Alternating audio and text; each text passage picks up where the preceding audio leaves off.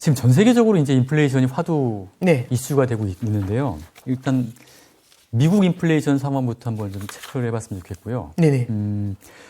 그 전년 대비 소비자 물가 지수가 아까 말씀하셨던 대로 계속 한 5개월 연속 계속 지금 5% 이상 지금 나오고 네네. 있고, 그 다음에 내년까지 뭐 갈 거다 이게. 그리고 또 일각에서는 이게 기저효과 때문에 올라간 거지 내년에는 또 이게 인플레이션이 좀 잠잠해질 것이다, 자재가 좀 수그러들 것이다, 이런 또 분석도 있거든요. 근데 저희 부부장님 보시기에는 어떻습니까, 전망이? 연초에는 첫 번째는 기저효과가 존재한다. 예. 왜냐하면 작년 2분기 대비 예. 작년 2분기에 국제유가가 마이너스 40도 갔었어요. 그러니까 예, 이제 맞아요.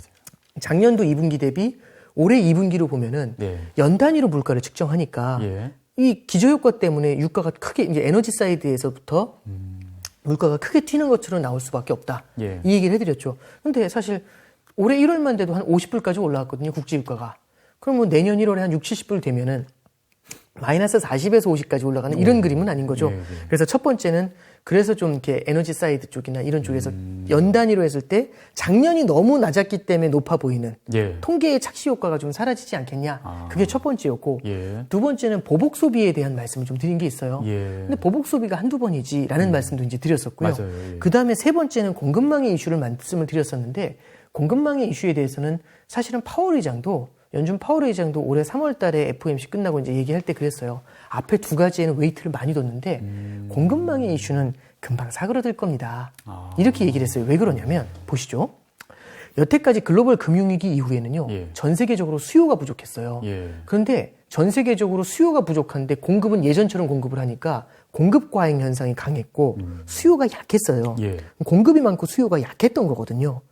그래서 만성적인 수요의 부족 때문에 제품의 가격이 하락하는 만성적인 디플레이션이다라는 얘기를 했었던 겁니다. 예. 그런데 이번에 코로나가 딱 터진 다음에 어떤 일이 벌어지냐면 어마어마한 돈을 주입을 해주게 되죠. 그러면서 수요가 폭발을 해버립니다. 예. 그럼 공급하고 수요하고 갭이 발생한 거잖아요. 예. 공급보다 많아졌으니까. 예. 그러면 일반적으로 생각을 하면 이런 생각을 하게 돼요.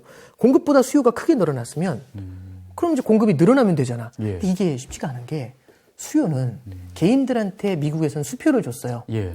1,400달러씩 수표를 줬거든요. 그럼 수표를 받아가지고 다음날부터 사면 돼요. 예. 아니면 그날 나가서도 살 수 있어요. 예. 근데 공급은 수표가 지급된다고 해도 코로나 때문에 하필이면 또 공장을 닫았었잖아요. 그렇죠. 예. 자, 그러면 공급을 다시 늘리려면 공장을 열어야 되고 예. 공장을 돌려봐야 되고 사람을 다시 채용해야 되고 그 사람들을 교육 훈련을 시켜야 되고 이 물건들이 나가는 유통망을 정비해야 되고 그다음에 재료를 갖다가 이 재료도 마찬가지 서플라이 체인인 거잖아요. 예, 맞아요. 이걸 다 정비를 좀 해줘야 됩니다. 그런 다음에 이제 실제로 납품을 어떻게 할지 그 계약까지 체결해야 돼요. 그러니까 이게 올라가더라도 수요는 다음날 가서 사면 되지만 공급은 다음날 튀지 못한다는 얘기죠. 그렇죠. 시간이 걸린다. 예. 이게 이제 연준이 생각했었던 되게 안일한 부분이었던 것 같아요. 시간이 걸릴 뿐 언젠가는 한꺼번에 확 올라올 거야. 근데 이 서플라이 체인에서 되게 큰 문제가 생긴 겁니다. 예. 그러니까 생각했던 것보다 이 이 공급망이 예. 옛날처럼 강하지 못하다는 거죠. 그러니까 이렇게 생각해 보면 됩니다. 워낙에 오랫동안 투자를 하지 않았었던 거죠. 워낙에 오랫동안 투자를 하지 않고 워낙에 오랫동안 수요 부족을 겪었었던 거잖아요. 그러면 이런 겁니다. 예. 제가 이 펜이 있어요. 제가 이 펜을 만드는 장사를 10년을 했는데 10년 동안 계속 안 좋았어요. 예. 너무 힘들었거든요. 예. 함부로 이거 생산망을 늘릴 생각을 못 해요. 근데 어느 날 이 펜이 드라마에 나와서 잘생긴 남자 주인공이 쓰는 거죠. 그래서 이 펜만 찾는 거예요. 예. 그래서 생산 라인 10배 늘리라고. 예. 늘릴까? 이렇게 생각했는데 드디어 나도 벼뜨나? 이런 생각을 했는데 갑자기 친구가 전화하는 겁니다. 그 드라마 다음 주에 끝난다고. 자, 그러면 지금 이거 찾는 사람 되게 많거든요. 늘릴 수 있을까요? 없을까요? 못할 것 같은데. 예. 그러면 우물쭈물하겠죠. 예. 맞아요. 옛날 같으면 수요가 늘어나면 그만큼 공급을 따라 올렸겠죠. 근데 이런 불황을 오랫동안 겪으면 기업들이 따라 올리는 속도가 생각보다는 늦어질 수가 있겠죠. 이게 첫 번째 포인트가 됩니다. 두 번째는 델타 변이가 이슈가 될 수 있죠. 델타 변이라는 게 참 저도 독특했던 것 같아요. 그러니까 올해 3, 4월 되면서 사실 올해 초만 해도 백신이 막 보급되기 시작했을 때 예. 여름 되면은 미국도 70%를 보급을 할 거고 예. 그러면 이제 코로나는 거의 이제 종식이다. 그렇죠. 그렇게 예상을 했었죠. 그래서 여름에는 마스크 벗나? 와, 1년 반 만에 벗겠네. 이 생각을 사실 저도 했었던 것 같아요. 뭐 아직까지 제 생각에는 쉽게 못 벗을 것 같은데요. 근데 이제 그런 생각을 했었는데 3, 4월이 되면서 나온 얘기가 한 4, 5월 넘어가면서 델타 변이에 대한 내용이 나오죠. 이게 이제 백신 보급의 불균형하고도 물론 연관이 돼 있는데 결국에는 백신이 선진국들 중심으로 해서 깔리게 되고 예. 신흥국에서는 백신의 보급이 늦으면서 되게 어려움을 겪으면서 신흥국들에서부터 또 새롭게 델타 변이가 발원을 하면서 미국 경제로 다시 들어온 부분들이 있지 않습니까? 그러면서 이 델타 변이 때문에 예. 전 세계에서 신흥국들 중에서 부품을 공급하는 공급망들이 셧다운된 게 되게 많았어요. 아, 예. 중국도 그렇고 베트남도 그렇고 인도네시아도 그렇고 말레이시아도 그렇고 이런 케이스에 해당이 되거든요. 그렇죠. 그러면 서플라이 체인에 굉장히 큰 타격을 준 거죠. 그러면 생각보다 이 델타 변이라는 게 공급망을 다시 돌리는데 굉장히 큰 역할을 해준 겁니다. 예. 큰 역할이라기보다는 아주 악재였던 거죠. 악재였죠. 네. 예. 그럼 부부장님도 일단은 이 인플레 이런 현상이 좀 장기화될 것이다 이렇게 좀 예상을 하시나요? 저는 일단 결론부터 말씀드리면 그 장기라는 말씀의 기간을 갖다가 제가 특정하지는 못하겠지만 어쨌든 내년도까지 이어질 것이다. 여기에 대해서는 공감을 합니다만 예. 그러니까 이런 거죠. 지금의 물가가 높잖아요. 예. 이게 계속해서 이렇게 올라간다는 것에 대해서는 반대합니다. 아. 이것보다는 떨어지는데 예. 예전에는 떨어지는 속도가 이렇게 올랐다 훅 떨어질 거라고 했으면 지금 연준도 마찬가지예요. 이렇게 훅 떨어지는 게 아니라 굉장히 꼬리를 길게 하면서 천천히 내려가게 될 것이다. 예. 여기에 좀 공감을 좀 하고 있어요. 예. 결국에는 늦지만은 공급망의 문제는 천천히 결국은 해소가 될 것이다. 이렇게 생각을 하는데 리스크는 하나입니다. 어떤 리스크가 있냐면 공급망의 문제를 더 심화시킬 수도 있고 이런 거는 수요 측에서도 좀 이슈를 제기할 수 있는데 가장 무서운 거는 이제 기대 인플레이션이 올라오는 겁니다. 기대 인플레이션이 올라온다는 건 이렇게 해석을 하시면 돼요. 물가 상승에 대한 심리가 강해지는 겁니다. 이게 하나 말씀을 좀 드려볼게요. 예. 지금 보면은 전 세계 중앙은행들이 다 금리 올리고 난리도 아니잖아요. 예. 테이퍼링하고 예. 중앙은행 중에 한 곳은 물가가 오르는 걱정을 하지 않는 나라가 하나 있습니다. 특이하네. 어디죠? 일본입니다. 지금 소비자 물가 지수가 0입니다. 상승률이. 거기는 왜 이렇게 물가가 안 올라요? 요번에 이제 그래서 구로다 총재가 예. 이제 BOJ 일본 중앙은행 구로다 총재가 나와서 그 얘기를 하죠. 일본은 워낙에 오랫동안 디플레이션을 겪어와 가지고 이 정도 인플레이션에는 충분히 대응할 수 있다. 기업들이 이제 원가 상승하는 걸 갖다 손님들한테 전가하지 않는 예. 고객들한테 전가하지 않는 그런 이제 그 훈련이라고 해야 되나요? 그런 이제 행태가 형성이 돼 있다는 이런 얘기를 하는 잃어버린 거죠. 30년 동안에 계속 디플레였기 때문에 그런 거군요. 그러니까 이제 사람으로 따지면 이제 금융위기를 따지면 10년인 거지 않습니까? 예. 일본은 사실 30년을 디플레에서 고생한 거고요. 예. 전 세계가 디플레에서 고생했다라고 하면 10년을 고생한 거고 예. 일본은 30년을 고생한 거지 않습니까? 어. 그럼 30년을 힘들게 살았던 사람하고 예. 10년을 힘들게 살았던 사람에게 전혀 다른 이제 소비를 많이 할 수 있는 세상을 열어주는 겁니다. 그러면 10년을 힘들게 살았던 사람들이 예. 돌아오는 게 조금 더 빠르겠죠. 그렇죠. 30년보다는. 그러니까 너무 오래돼서 잊어버리는 그런 케이스도 있지. 그러니까 저는 구로다 총재가 했던 그 얘기를 보면서 예. 되게 좀 공감을 좀 많이 했었어요. 근데 이제 여기서는 디플레 심리를 말씀드린 거잖아요. 예. 디플레 심리도 뒤집어 보면 인플레 심리도 있겠죠. 예. 인플레이션의 심리라는 건 뭐냐면은 물가가 더 오를 거라는 마인드가 사람들의 마음속에 들어와 있으면 그 물가 상승세가 쉽게 안 꺾이는 겁니다. 그리고 그게 뭘 만들었냐면 예. 70년대에 스태그플레이션을 만들었던 게 예. 그 물가 상승세에 대한 기대입니다. 70년대 얘기를 잠깐만 좀 해드리면은요. 예. 이런 케이스였어요. 이제 그때 당시에 존슨 대통령이라고 케네디 대통령 사망 후에 서거 후에 이제 존슨 대통령이 들어오면서 미국의 이제 위대한 사회라는 걸 표명을 하면서 이제 재정 지출을 엄청나게 늘려요. 복지 정책 쪽으로 돈을 엄청나게 이제 많이 퍼붓게 되는 거죠. 예. 그러면 이제 시중에 돈이 많이 깔리니까 물가가 많이 안 올랐었거든요. 그때는 2차 예. 대전 이후에는 예. 근데 시중에 돈이 많이 퍼지게 됩니다. 그러면서 이제 물가 상승에 대한 압력이 조금씩 높아지죠. 그렇죠. 닉슨 대통령이 그 뒤에 들어왔는데 닉슨 대통령은 그걸 받아서 더 많이 뿌렸어요. 그러니까 재정 지출이 엄청나게 커졌거든요. 그러니까 예. 재정 적자가 심했고 예. 베트남 전쟁 때문에 재정 적자가 더 심해진 면도 있습니다. 돈을 막 네, 풀었으니까. 그렇죠. 예. 그리고 이제 막 두 번째는 뭐냐면 그때 당시에 금본위 화폐제를 썼었는데 금본위 화폐제를 71년도에 폐기를 하게 돼요. 그렇죠. 예. 그러면서 달러의 공급이 늘어나게 되는 면이 생기게 됩니다. 그러니까 재정 사이드에서는 재정 지출 돈 풀기가 많았고요. 통화 사이드에서는 금본위제가 무너지게 되면서 달러의 공급이 늘어나게 되는 두 가지 면이 있었죠. 예. 근데 세 번째는 뭐냐면 이러면서 물가가 막 올라오기 시작을 하니까 예. 닉슨 대통령이 그때 당시에 뭘 얘기하냐면은 물가 통제 정책을 쓰게 됩니다. 생필품하고요. 예. 그다음에 임금 인상을 갖다가 중단을 해버린 거죠. 멈춰버린 거죠. 할 수 없도록. 어. 그럼 어떤 일이 벌어지냐면 생필품 물가가 안 올라가요. 예. 그럼 좋냐? 그게 아니죠. 왜냐하면 생필품의 물가가 안 올라가면 공급 사이드에서 기업들이 공급을 안 하죠. 그렇겠네요. 원가가 더 비싼데 이거를 생산하는 순간 역마진이잖아요. 예. 그러니까 공급이 줄어드는 겁니다.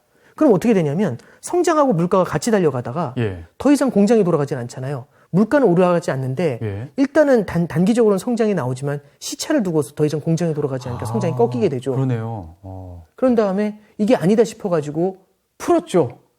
그럼 어떻게 올랐겠네. 못 올랐던 물가가 네. 뛰는 거죠. 성장은 주지 않는데 이렇게 가는 거 크로스 이렇게 나오는 겁니다. 그래서 그때 스태그플레이션 뭐 이렇게 나온 거군요. 그런데 기간이 벌써 예. 60년대 후반부터 70년대 초중반까지 72, 3년까지 계속 이어진 거죠. 예. 3년, 4년 물가가 계속 높은 상태가 유지가 된 겁니다.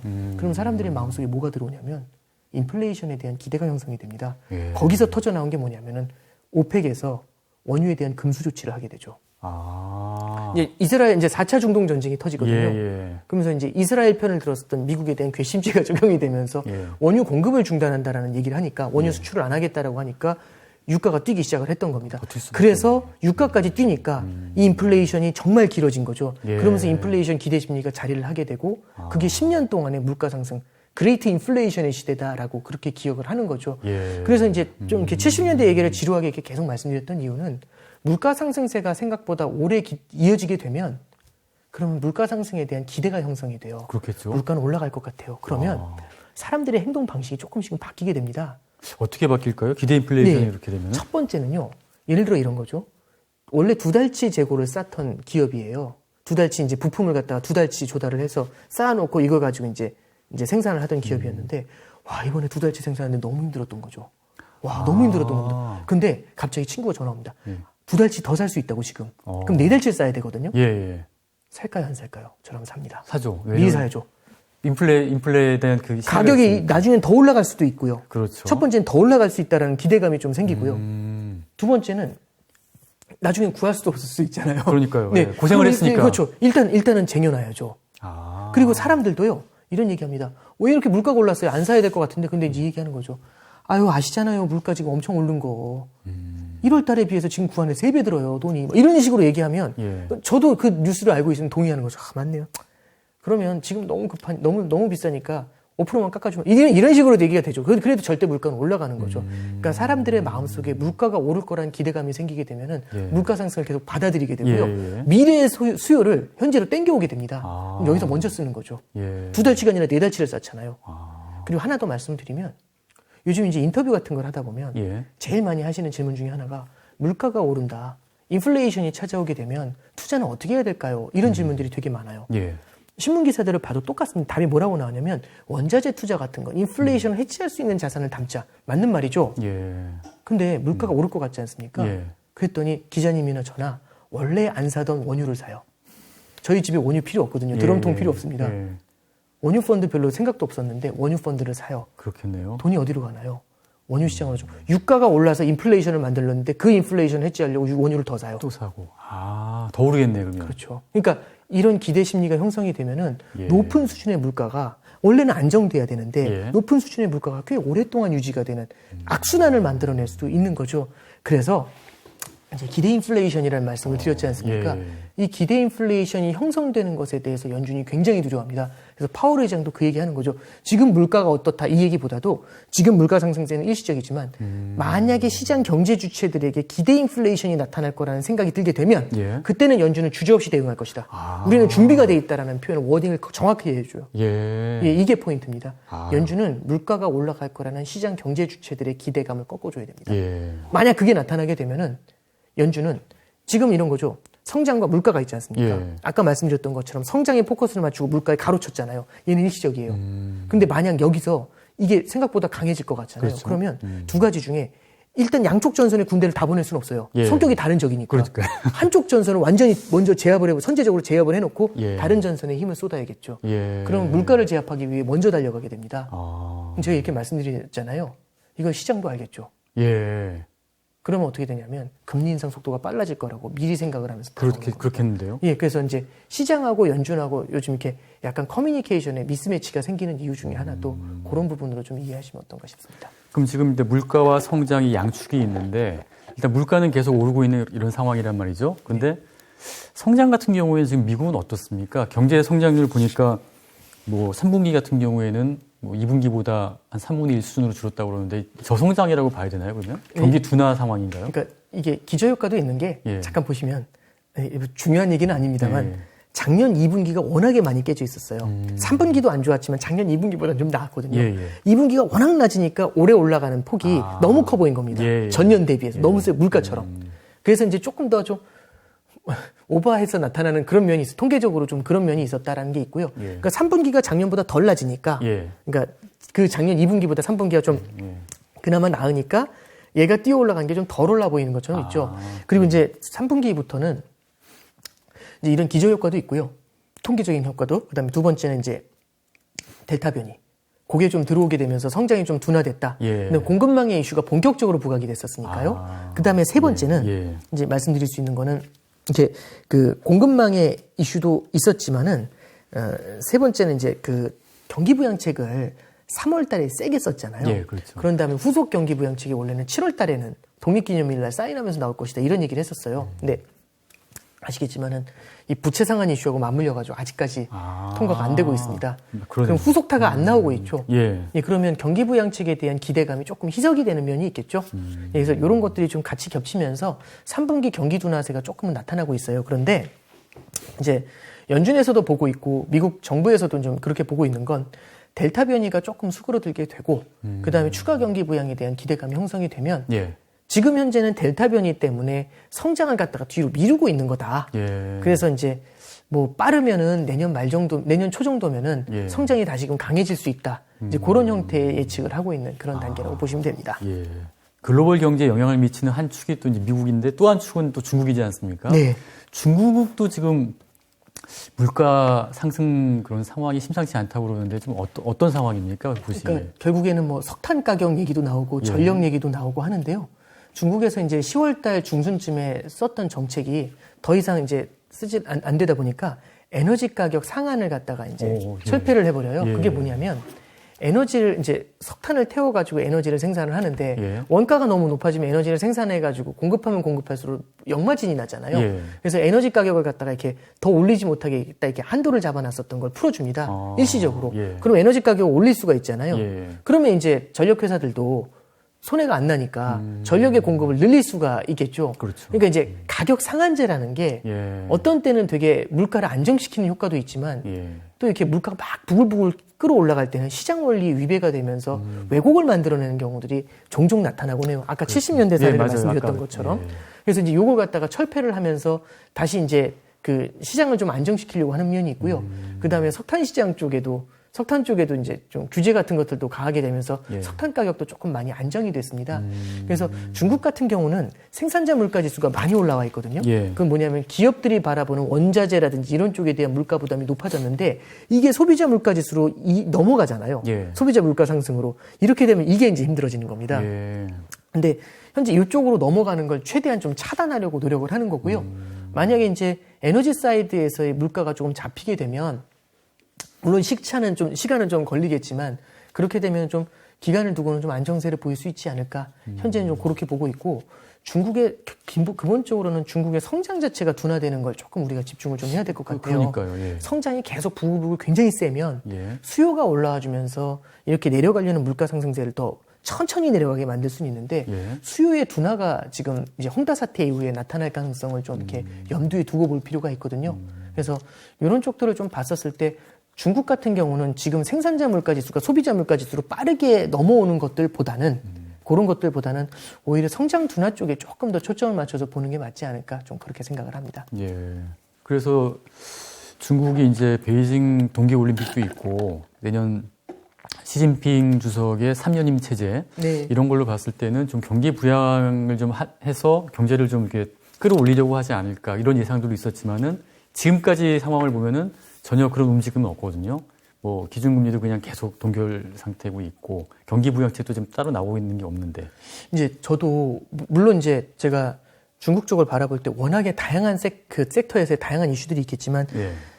지금 이제 중국 쪽에서 바라보는 시각 중에 가장 중요한 거는 더 이상 부채를 늘려서 부동산 시장을 부양을 해가지고 성장을 만들어내는 거는 예, 지속 가능하지 않다라는데 포커스를 좀 맞추고 있는 것 같아요. 예. 그래서 돈을 풀어서 부동산 시장에 주입을 해주고 그 부동산에서 무언가 만들어지는 것들로는 한계가 있다라고 생각을 하니까 이걸 경착륙을 시키면서 완전히 스톱을 시키려는 게 아니라 현 수준에서 더 늘어나는 거는 스톱을 하고 싶어 하는 거죠. 현 수준 정도 진행이 되는 걸 좀 유지를 해주면서 다른 어딘가에서의 성장을 좀 만들어내려고 하는 것 같은데요. 예. 제가 좀 바라봤을 때는 가장 좀 가능성이 높아 보이는 거는 금융시장 개방 쪽이 아니겠는가라는 생각을 좀 해봐요. 최근에 보면은 중국 쪽에서 예. 그 선물 옵션 한도 철폐라든지 외국인들에 대한 그런 이슈들이 좀 계속해서 나타나고 있거든요. 그러면 금융시장의 개방을 유도하게 되면은 중국 쪽으로 자금 유입이 일어나게 됩니다. 그럼 중국으로 자금이 유입될 때 핵심은 위안화를 사서 그 나라의 자산을 사야 되잖아요. 예, 그렇죠. 그럼 위안화를 사는 과정에서 위안화 가치가 상승을 할 수 있겠죠. 예. 위안화 가치가 상승하게 되면 절상이 되면은 수입 물가가 낮아지면서 물가를 잡아주는 효과도 생길 수 있습니다. 그래서 너무 빠르게는 아니겠지만 예. 왜냐하면 중국 내부에서도 이슈들도 있어서 금융시장의 개방을 천천히 유도하면서 거기서 새로운 성장을 좀 모색하는 쪽을 그게 뭔지까지는 아직까지는 저도 좀 고민해봐야겠지만 예. 그렇게 좀 틀을 잡고 있습니다. 자, 그리고 그 유럽도 지금 뭐 인플레이션이 나타나는 그런 상황인가요, 혹시?